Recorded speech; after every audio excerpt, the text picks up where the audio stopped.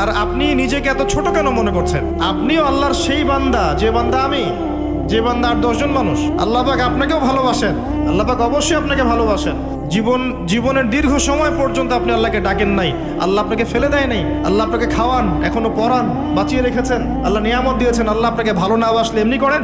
আল্লাহ পাক অপেক্ষা করছেন কবে খালি আপনি আসবেন আল্লাহর কাছে, এসে বলবেন আস্তাগফিরুল্লাহ ওয়া আতুবু ইলাইহি। আল্লাহ পাক অপেক্ষা করে বসে আছেন আপনার জন্য। আপনি কোথায় যাচ্ছেন? ফাআইনা তাযহাবুন।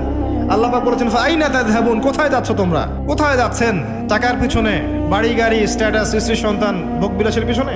আল্লাহ অপেক্ষা করছেন আপনার জন্য। আসেন, সেজদা করেন, নিকটবর্তী হন, আল্লাহ আপনার জন্য অপেক্ষা করছেন। যাবেন না আল্লাহর কাছে? আল্লাহ পাক সবাইকে আল্লাহর কাছে ফিরে আসার তৌফিক দান করুন। এটাই হোক আমাদের কাছে আসার গল্প, এটাই হোক আমাদের কিসের গল্প? কাছে আসার গল্প। আমাদের জেনার গল্প দরকার নাই, ওদের কাছে জেনা হচ্ছে কাছে আসার গল্প, যার ব্যাপারে আল্লাহ বলেছেন লা তাকরাবু জিনা, ওর ধারের কাছেও যেও না, আর তারা ওইটাকে বলবে কাছে আসার গল্প।